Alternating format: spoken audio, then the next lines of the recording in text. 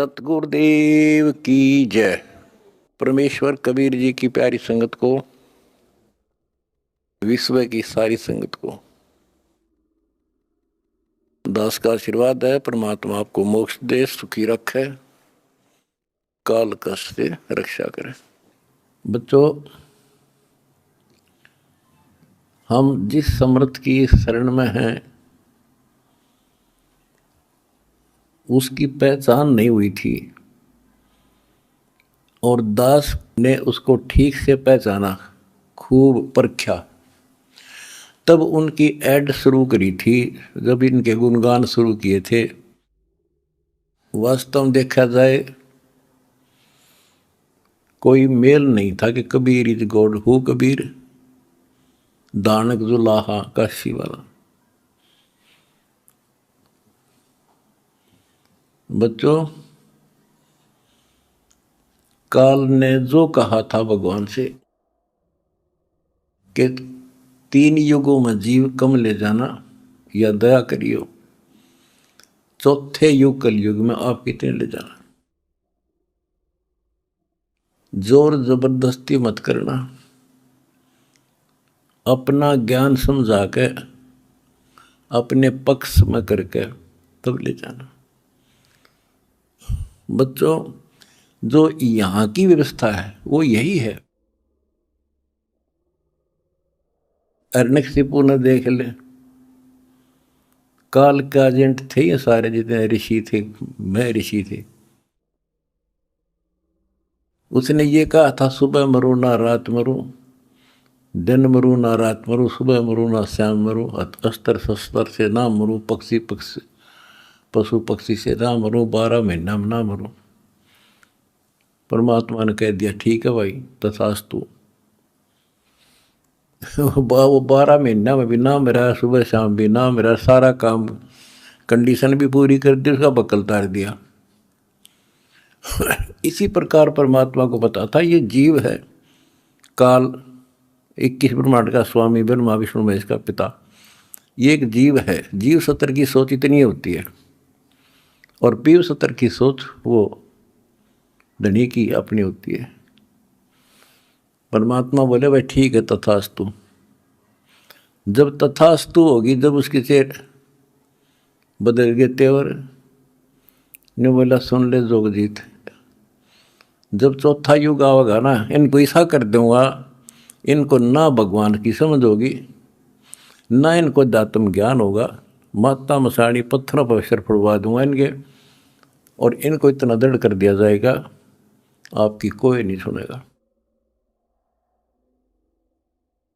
तो वो उसने अपने सारे पेच लड़ा दिए।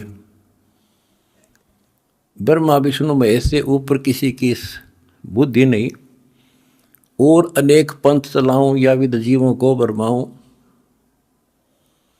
ये और पंथ चलाए, मजहब चला दिए। तो जब दास स्टार्ट कर रहा है जहाँ से आज, तो जब जाति और पाति, मजहब और धर्म की किले बना दिए, तो दास के साथ देखो कैसे परमात्मा ने रजा करी, कहाँ से निकाला। दास की जाति जाट, और हरियाणा में तो जाट टॉप में मानते हैं अपने आप को, इतना 21 मानते हैं, हर तरह से संपन्न थे।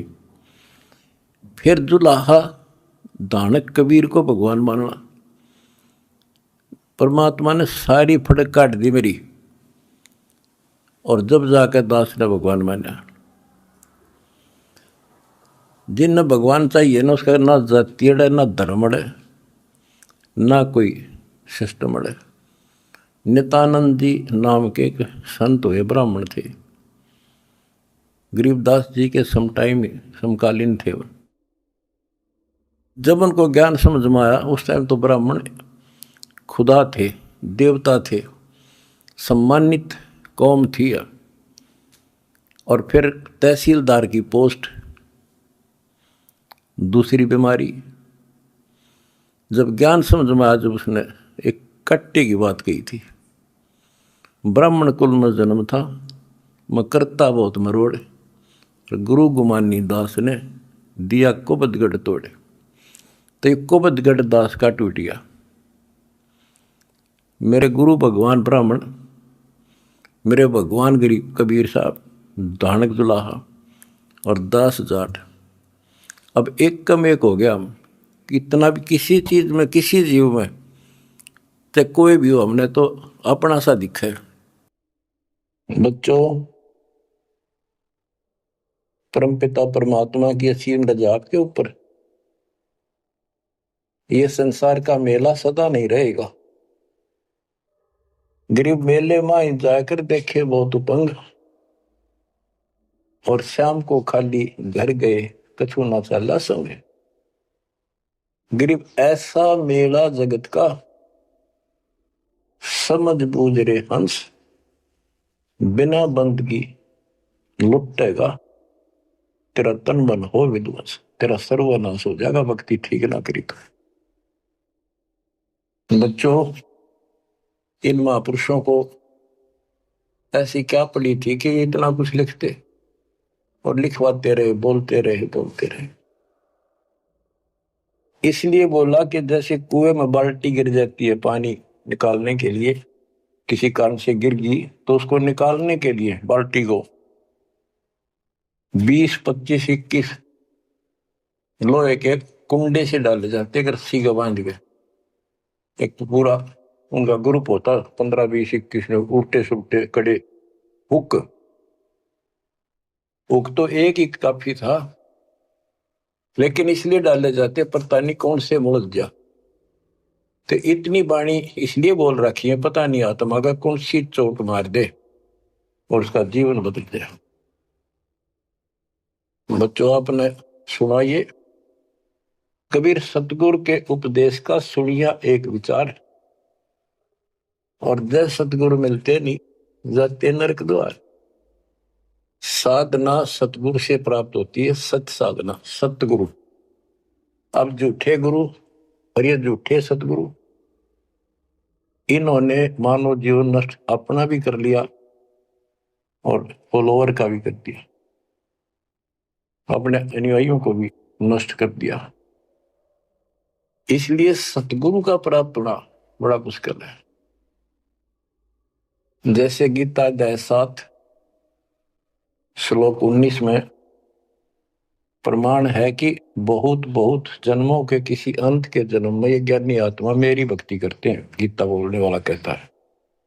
और वासुदेव यानी वो परमात्मा कोई और है जो मोक्षदायक है, सबका पालन करता है, उसका भेद बताने वाला महात्मा सुदुर्लभ, बड़ी मुश्किल से मिलता है, वो सतगुरु होता है।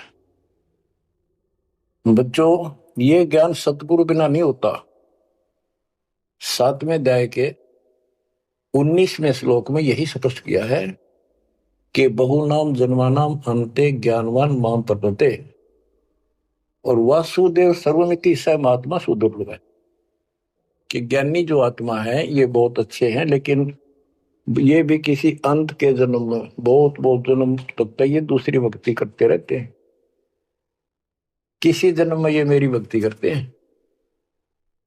और वासुदेव सर्वमिति यानी वो परम अक्षर ब्रह्म, जो गीता अध्याय 7 के श्लोक 29 में अर्जुन को बताया गीता बोलने वाले ने, कि जो केवल जरा और बल से छूटने के लिए प्रयत्न करते हैं, वे तत्ब्रह्म को, सारे अध्यात्म को, सब कर्मों से परिचित हैं, उनको जानते ठीक से। 8वें के 1 में अर्जुन ने प्रश्न किया, वो तत्ब्रह्म क्या? 8वें के 3 में उत्तर दिया, परम अक्षर ब्रह्म है। वो गीता बोलने वाले से न्यारा है। और 5 और 7 में अपने बारे में बताई, मेरी भक्ति करो मुझे प्राप्त हो गए, युद्ध करना पड़ेगा। और गीता अध्याय 8 के 8, 9, 10 में स्पष्ट कर दिया, उस सच्चिदानंद ब्रह्म की, परम अक्षर ब्रह्म की जो भक्ति करता है उसको प्राप्त होता है। वही सबका धारण पोषण करने वाला और सबका साथी है, दुख दूर करने वाला है। और गीता अध्याय 15 के श्लोक 16, 17 में आपको बताई दिया। 16 में सरपुरुष अक्षर पुरुष, ये 2 पुरुष हैं संसार में। सरपुरुष 21 ब्रह्मांड का स्वामी है, और अक्षर पुरुष ये 7 संघ ब्रह्मांड का स्वामी है। ये और इनके जितने अंतर्गत प्राणी हैं सब नाशवान। और आत्मा तो किससे की भी ना मरती, कुत्ते गधे की भी ना मरती, पशु पक्षी की भी नहीं मरती, वो बात अलग है। गीता अध्याय 15 श्लोक 17 में स्पष्ट कर दिया है कि उत्तम पुरुष है दोनों से अलग है, अन्य है पुरुषोत्तम, उसी को भगवान कहते हैं। हाय हाय, विचार करो, परमात्मा उसी को कहते हैं। श्रेष्ठ आत्मा वही है। या मां न मार दे, बेटे न मार दे, बाप न मार दे, सारे परिवार ने काट दे एक सेकंड में, एक्सीडेंट में कति कचू मर निकले देखे, छक्का रोना आवे फिर करें क्या।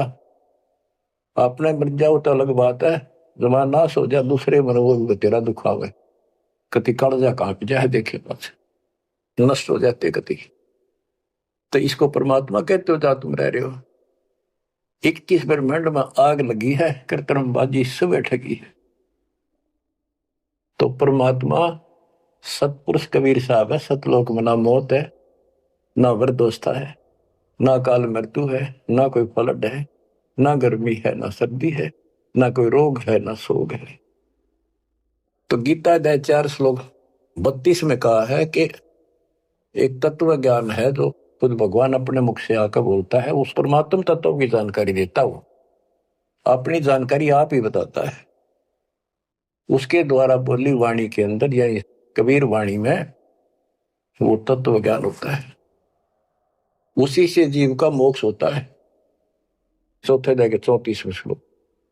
उस ज्ञान को तू तत्वदर्शी संतों के पास जाकर समझ, उनको दंडवत प्रणाम करने से, कपट छोड़ के प्रसन्न करने से वो तत्वदर्शी संत जिस परमात्म तत्व के यानी उत्तम पुरुष परम अक्षर ब्रह्म की जानकारी देंगे।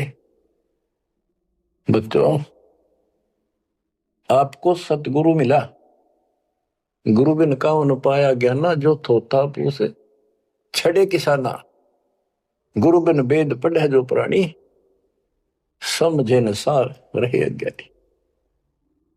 अब दो बात आपको गीता से और सुनाता हूं। गीता अध्याय 16 श्लोक 23 में स्पष्ट किया है कि शास्त्र विधि को त्याग के जो मनमाना आचरण करते हैं उनकी ना गति हो, मोक्ष नहीं होगा, ना उनको सुख हो और न ही उनको कोई सिद्धि प्राप्त हो जो यहां भी काम हमारे सिद्ध करे और उस शक्ति से हम सतलोक जावा। यानी तीनों पदार्थ प्राप्त करने के लिए भक्ति की जाती है और ये तीनों वस्तु शास्त्र विरुद्ध साधना से नहीं मिले। अब शास्त्र विरुद्ध साधना कौन सी है, शास्त्र अनुकूल कौन सी है? जो हमारे ग्रंथों में, कौन से ग्रंथ? गीता और वेद, बस ये गॉड गिवन है। वेद प्योरली, गीता इनका सारांश है। सारांश निकालने वाला यो काल ब्रह्म है। इसने 90% वेदों वाला ज्ञान इसमें डाल रखा है, कुछ ज्ञान अपना डंगाड़ा रखा है। जैसे युद्ध करवाने के लिए कहा तो युद्ध कर ले, तुझे कोई पाप नहीं लगेंगे, फिर पाप ला दिए। और तो इस तरह की कुछ गड़बड़ी कर रखी, बाकी सारा ज्ञान प्योर है। और सूक्ष्म वेद इन सब का जनक है। उस सूक्ष्म वेद से चारों वेद निकले। सूक्ष्म वेद मालिक ने ब्रह्म को दिया, ब्रह्म ने अपनी बकवाद के कारण, दुष्टता के कारण उसमें से मेन चीज निकाल दी, केवल अपने तक का ज्ञान रख लिया। इसमें ज्ञान तो ऊपरले भगवान का भी है, पर साधना नहीं छोड़ी, वह भक्ति नष्ट कर दी। केवल ओम नाम का जाप है। अगर वेदों में वर्णित विधि से भी ठीक से जाप करें तो कम से कम ये ब्रह्म लोक तो चले जा। इसको भी छोड़कर नीचे मंडी मसाणियों पाएंगे, ये तीनों देवताओं की भक्ति तक आश्रित होंगे, तो यहां गड़बड़ होगी। तो शास्त्र कौन से हैं? गीता और वेद। बस जो पुराण है वो ऋषियों का अपना अनुभव है। इन्होंने वेद को पढ़ा, जैसे ब्रह्मा जी को वेद प्राप्त हुए। ये कहता मैं होश में आया तो मैं कमल के फूल पर बैठा था, आकाशवाणी हुई कि तप करो। मैंने 1000 वर्ष तक किया। वो आकाशवाणी से ना भगवान की मान ली थी या काल की, ब्रह्म की। फिर बोला सृष्टि करो, तो ब्रह्मा जी को बाद में वेद प्राप्त हुए। यजुर्वेद अध्याय 40 मंत्र 15 में स्पष्ट लिखा है, ओम करतु समर किलवे समर करतुम समर। ओम नाम का जाप काम करते करते विशेष तड़फ के साथ और अपना मनुष्य जीवन सफल करने के लिए कर्तव्य समझ कर कि भक्ति बिना गुजारा नहीं है, इसका जाप करें। गीता में भी यह कहता है 8वें अध्याय के 13वें श्लोक में, मेरा एक ओम अक्षर है, ओम इति एक अक्षरम ब्रह्म व्यवहारण माम अनुसमरण। मुझ ब्रह्म का, माम ब्रह्म, मुझ ब्रह्म का स्मरण करने का केवल एक अक्षर ओम है, जो अक्षरी सांस तक यह प्रयाति तदन देम सयाति परमाम गति, ओम से मिलने वाली गति को प्राप्त होगा। कुछ भी और दूसरा मंत्र नहीं है ब्रह्म तक की साधना। यह है सरपुरुष ज्योति निरंजन की भक्ति का, ब्रह्म का। श्री देवी भागवत के अंदर 6ठे स्कंद में देवी जी हिमालय को बताती है, प्रकृति देवी दुर्गा के, हे राजा, राजा हिमालय को नाम था राजा का हिमालय, तो और सब साधना छोड़ दे, मेरी भी छोड़ दे, ओम नाम का जाप कर, इससे तो उस ब्रह्म को प्राप्त हो जाएगा, वो ब्रह्म लोक में रहता है, तेरा कल्याण। यानी ओम नाम के जाप से ब्रह्मलोक प्राप्ति है, इन स्वर्गों से तो काफी अच्छा है। लेकिन वहां से फिर आना पड़ता है। 8वें अध्याय के 16वें श्लोक में स्पष्ट कर रखा है कि ब्रह्मलोक में गए हुए भी पुनर्जन्म में आते हैं, पुनरावृत्ति में है, तो यह भक्ति भी ठीक नहीं। इसलिए गीता अध्याय 7 श्लोक 18 में से अनुत्तम कहा है, जिसमें जन्म मरण बना हुआ है तो भक्ति ठीक नहीं है। गीता अध्याय 17 श्लोक 23 में कहा है कि उस सच्चिदानंद घन ब्रह्म यानी परम अक्षर ब्रह्म की भक्ति का, उसकी प्राप्ति का केवल ओम तत्सत जो 3 मंत्र का जाप है। इसके बाद बच्चों गीता एक शास्त्र है, बड़ा तरतीवाइज ज्ञान है सीरीज में। गीता अध्याय 3 श्लोक 10 से लेकर 15 तक का है कि ये 5 यज्ञ करो, इन युगों से तुम्हारे ये कहते हैं ये देवता उन्नत होंगे और उन्नत हुए देवता तुम्हें उन्नत करेंगे। यानी 15वें अध्याय के प्रथम श्लोक में गीता में स्पष्ट किया है, 1 से 3 का सारांश है, ऊपर को जल वाला, नीचे को तीनों गुण रूपी शाखा वाला, यह संसार रूपी उल्टा लटका हुआ वृक्ष है, पेड़ है, संसार रूपी वृक्ष है। और इसकी तो सभी पार्ट्स को, सभी विभागों को न्यारे न्यारे भिन्न भिन्न बता देगा सवेदवित वो तत्वदर्शी शब्द है। 600 साल पहले परमेश्वर कबीर जी ने स्वयं बताया था कि क्योंकि वो सतगुरु भी है, वो सतपुरुष भी है, वो एक अच्छे भगत का रोल भी करते हैं। कबीर अक्षर पुरुष एक पेड़ है, जमीन से बाहर दिखाई देता, उसको पेड़ बोलते, वहां से वर्णन शुरू किया। अक्षर पुरुष एक पेड़ है, निरंजन वा की डार सरपुरुष, और तीनों देवा शाखा है, ये पात्र सब 21 श्लोक में स्पष्ट कर दिया। तो वो तत्वदर्शी संत थे, उस मालिक ने जो ज्ञान बोला वो दास के पास प्राप्त है। वर्तमान में तत्वदर्शी संत दास के अतिरिक्त इस पृथ्वी पर नहीं है, या चाहे बड़ाई समझो चाहे सच्चाई समझो।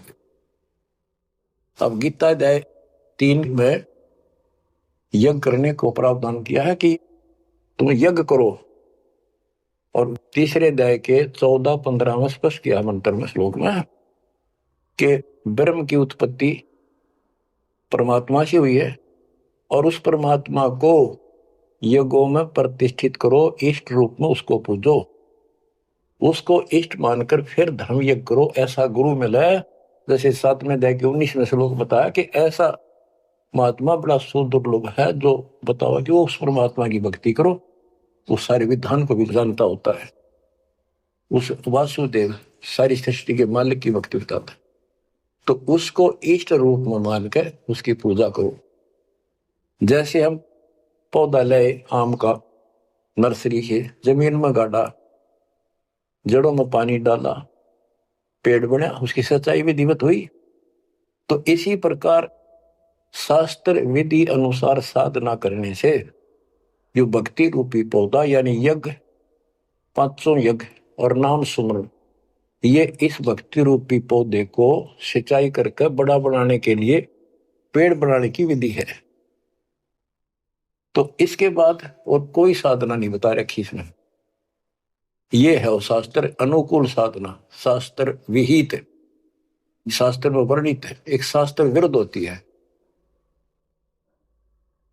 तो शास्त्र रहित साधना इसके अतिरिक्त है।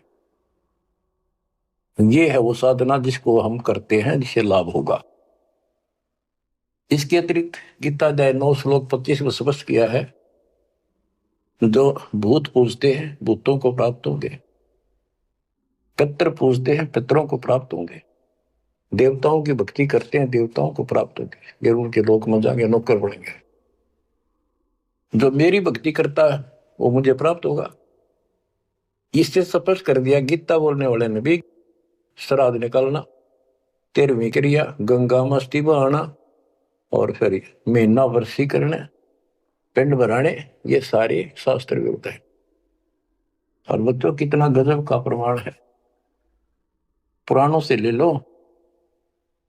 मार्कंडे पुराण में एक रोच्य ऋषि की कथा है, रुचि ऋषि की। वैसे रोच्य ऋषि का जन्म की कथा वो।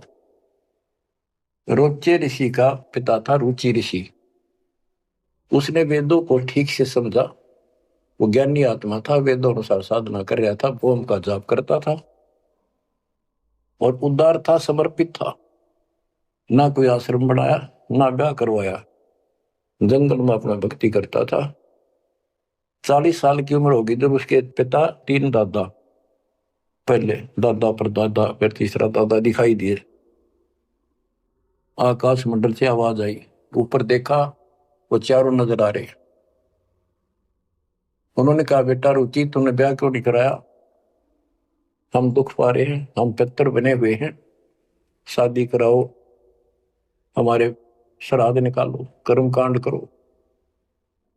अब रुचि ऋषि कहता है कि हे पितामहो, वेद में तो इस कर्म कांड को अविद्या बताया, मूर्खों की भक्ति, गलत, शास्त्र विरुद्ध, ये नहीं करनी चाहिए। फिर आप मुझे क्यों धकेल रहे हो इस नरक में? इस बात को पितर भी मानते हैं, क्योंकि ये सारे ब्राह्मण थे, ऋषि थे, वेद पढ़ रखे थे, पर वेद पढ़ प्रभेद न जाने, बातें पुराना ठारा और पत्थर की पूजा करे, बोलिए सर्जनारा। ये कर्म कांड करा करते, पढ़ा करते वेद। गरीबदास जी कहते, तुम्हारी बात वेद के खिलाफ है रे, तुम जो क्रिया करते हो ये भी वेद के विपरीत है। तो बच्चों फिर वो मानते कहा, बेटा तेरी बात सही है, वेदों में ऐसा ही लिखा है, फिर हम दुख पा रहे हैं, हमारी तरफ देख, हमारा कल्याण करा, हमारे श्राद्ध कर, हम भूखे मर रहे हैं। अब रुचि ऋषि में मोह आ गया, काल ने जाल किद डाला, ब्याह करवाया, फिर उनके कर्म कांड किए, आप नरक में और बेटे नौर घसीट ले गए। बच्चों ये तो पुराणों की बता रहा हूं आपको। अब बच्चों गीता अध्याय 7 श्लोक 12 से 15 की आपको बता रखी बहुत बार, फिर बताता हूं कि तीनों गुणों, रजगुण ब्रह्मा, सतगुण विष्णु, तमगुण शिव जी के द्वारा जो कुछ हो रहा है। रजगुण ब्रह्मा से उत्पत्ति और सतगुण विष्णु जी से जीवों की सतीथी, मोह ममता, एक दूसरे में जकड़े बैठे रहे, और शंकर जी मार रहे हैं, इसका निमित्त मैं हूं। और फिर कहता है, जो इन तीनों गुणों त्रिगुणमय माया तक सीमित है, इन्हीं की भक्ति में उलझ रहे हैं और बात सुनने को तैयार नहीं है, और राक्षस स्वभाव को धारण किए हुए मनुष्यों में नीच दूषित कर्म करने वाले मूर्ख मुझे नहीं बचते। आपने बताई 7वें अध्याय के 16 से 18 4 प्रकार के व्यक्ति मेरी भक्ति करते हैं। आर्थ, जो संकट निवारण के लिए वेद मंत्रों से ही साधना करते हैं, और अर्थार्थी, धन लाभ के लिए, जिज्ञासु, वक्ता बनने के लिए, और ज्ञानी केवल कल्याण चाहते हैं, तो वो ज्ञानी मुझे अच्छे लगते क्योंकि वो ब्रह्मा विष्णु महेश से ऊपर उठ लिए। लेकिन वो भी मेरे वाली घटिया ओम नाम के जाप से ब्रह्मलोक प्राप्ति वाली गति में स्थित है अनुत्तमा। तो बच्चों समझो, गुरु बिन काऊ न पाया ज्ञाना, ज्यों थोथा भूसड़े किसाना। गुरु बिन वेद पढ़े जो प्राणी, समझे न सार रहे अज्ञानी। तो वेद सूक्ष्म वेद है, वो इन चारों वेदों का पिता है। और गीता एक गजब का निष्कर्ष निकाला हुआ शास्त्र है। अब गीता अध्याय 16 श्लोक 23 का वर्णन शुरू हुआ था, वहीं आता हूं। इसमें लिखा कि शास्त्र विधि को त्याग कर जो मनमाना आचरण करते हैं उनको ना सुख हो, ना सिद्धि प्राप्त हो और ना उनकी गति हो। 24वें श्लोक में कहा है 16वें अध्याय के, इससे तेरे लिए अर्जुन कर्तव्य और अकर्तव्य की व्यवस्था में शास्त्र ही प्रमाण है, उनमें जो लिखा वैसे करो और सब त्याग दो। अब बच्चों, गीता अध्याय 17 में अर्जुन ने पूछा प्रथम मंत्र में, क्योंकि वो कृष्ण मानता था उसको, बोल वो काट रहा था, श्री कृष्ण का शरीर यूज कर रहा था। 17वें अध्याय के प्रथम श्लोक में पूछा कि हे कृष्ण, जो मनुष्य शास्त्र विधि को त्याग कर श्रद्धा युक्त होकर जो अन्य देवताओं की पूजा करते हैं, वो पूजा है तो शास्त्र विरुद्ध है। परंतु जो अन्य देवताओं की भक्ति न करने योग्य अकृत्य पूजा करते हैं, वे स्वभाव में कैसे होते, ये अर्जुन पूछा। गीता अध्याय 17 श्लोक 2 से 6 में स्पष्ट कर दिया कि जो सात्विक श्रद्धा वाले हैं वे केवल अन्य देवताओं की पूजा करते हैं, और जो राजसी स्वभाव के हैं वो यक्षों की, राक्षसों की पूजा करते हैं। जो तामसी श्रद्धा वाले हैं वे प्रेत, भूतों, भैरव भूत आदि की पूजा करते हैं। बच्चों, ये स्पष्ट कर दिया है कि आगे 17वें अध्याय के 5 से 6 में स्पष्ट कराया हुआ है कि शास्त्र विधि से रहित मनमाना आचरण करते हैं और घोर तप को तपते हैं, ये तथा उपरोक्त अन्य देवताओं यानी रजगुण, ब्रह्मा, सतगुण, विष्णु, तमगुण, शिव जी तथा अन्य देवी देवताओं की पूजा करने वाले, भूत प्रेत श्राद्ध आदि निकालने वाले, वो स्पष्ट कर दिया है कि वे ये राक्षस स्वभाव के इन मूर्खों को मैं आसुरी योनियों में डालता हूं। जो तप करते हैं, घोर तप को तपते हैं, वो शरीर में विराजमान सब कमलों में बैठी शक्तियां और मुझको भी तंग करने वाले होते हैं, उनको राक्षस समझ उनको असुरी योनियों में डालता हूं। बच्चों, कमाल की बात है, गीता कहती है तप नहीं करना, अन्य उपासना नहीं करनी, इतनी करनी जो इसमें दास ने वर्णन कर दिया, ये साधना बस, नथिंग एल्स। और बच्चों, ये काल ने कहा था ना परमात्मा से, जब परमात्मा काल के लोक में तपस्या के ऊपर दुख वाले जीवों के पास आए, उनको सारी बात बताई, उनका दुख कारण बताया, फिर काल आ गया तो परमात्मा अपने पुत्र जोगजीत के रूप में, कभी ज्ञानी रूप में यूं आते रहे। तो उसने पूछा, तू योग जीत, तू यहां कैसे आया? परमात्मा कोई आदेश है वो मुझे बता दे पहले, फिर बता कैसे आया, क्या आदेश है मालिक का, क्या मैसेज लेके आया है? तो उन्होंने बताया परमात्मा ने अपने दूसरे रूप में विराजमान कि मेरे को सतपुरुष ने भेजा है परमात्मा ने, और तूने देख के हाल कर दिया उसके बच्चों का, कुत्ते के शोर बना रखे, तपस्या को भूनन लाग रहा। तो वहां इसने कहा था पहले वचन बना लिए, 3 युगों में जीव थोड़े ले जाना, पहले बकवाद करी, फिर मालिक की शक्ति के सामने गिर गया, पैर पकड़ लिए चापलूस ने, छोड़े नहीं। आप मेरे बड़े भाई, मैं आपका छोटा भाई, छोटे दा हम बकवाद कराए करें, बड़े माफ करा कर माफ कर दो। जो परमात्मा से सारे वचन बुलवा लिए, 3 युगों में जीव थोड़े ले जाना और चौथे कलयुग में कितने ले जाना, अपना ज्ञान समझा के ले जाना, जोर जबरदस्ती ना करना, आपके ज्ञान को मानना आपके, मेरा मानना मेरे। तथास्तु कर दिया ना। फिर ने बोला जाइयो जोग जीत संसारा, जीव न माने कहा तुम्हारा। एक ये वर मांगा था कि पहले मेरे दूत जावे, आपका पाछा आवे। परमात्मा बोले ठीक है, तुम भाई चाल तो कर ली, चाल गया, वचन भरवा लिए, पर मानना पड़ेगा हमने। तो पहले मेरे जाओगे, फिर आपका आवे समझाने के लिए। तथास्तु कर दी। फिर बोला जाइयो जोग जीत संसारा, ऐसा हाल कर दूंगा सतयुग से लेकर पीछे पड़ा रहूंगा, और कलयुग में तक कति सत्यानाश कर दूंगा उनकी, किसी को भक्ति का ज्ञान भी नहीं होगा, वेदों का नाम लेंगे, वेदों का कख भी पता नहीं होगा। कहते द्वादश पंथ करूं मैं साधा, नाम तुम्हारा ले करूं आवाजा, द्वादश पंथ नाम जो ले सो मेरे मुख में आंस मोई, और अनेक पंथ चलाऊं या विद जीवों को भरमाऊं, देवल धाम तीर्थ व्रत जब तक मन लाऊं, और देवल देव धाम पुजवाऊं। इनको ऐसा बर्बाद कर दूंगा कि जोग जित जाइयो संसारा, जीव न माने कहा तुम्हारा, जीव तुम्हारा कहा न माने, हमारी ओढ़ हो बात बखाने। विवाद करेंगे तुम्हारे साथ। परमात्मा बोले कोई बात ना, 5505 जब कलयुग बीत जाए, मेरा बच्चा महापुरुष फरमान जग तारण को, और तेरे ज्ञानियों की खाल तार देगा सारे ज्ञान की, और फिर सब बच्चे समझ जाएंगे मेरे को, ऐसे पार करूंगा। और कर लिए तो न जो करना। बच्चों यह स्थिति ना हो आपके सामने, देख लो एक भी बात परमात्मा की है सत्य नहीं। संत गरीबदास ने जो बोल दिया है शब्द है, तो बहुत बड़ी बात है, मात्रा भी गलत नहीं उनकी।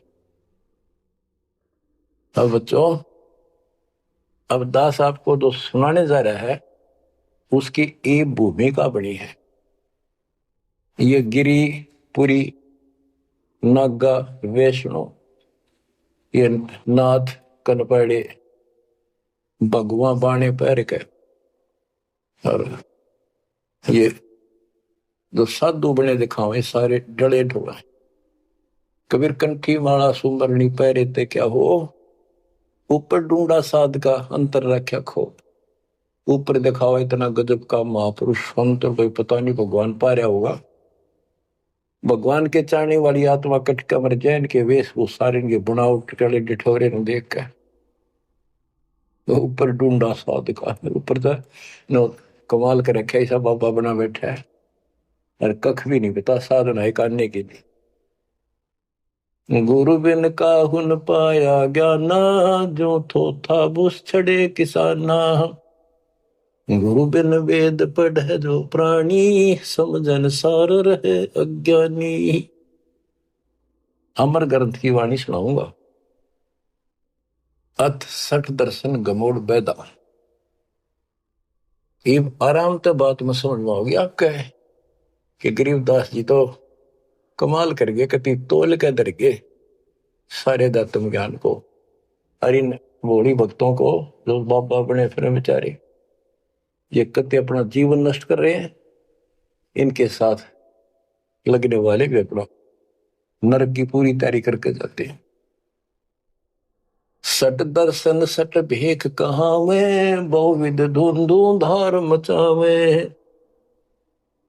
तीर्थ व्रत करे तर बीता, वेद पुराण पढ़त है गीता। सट दर्शन ये 6 प्रकार के गिरी पुरी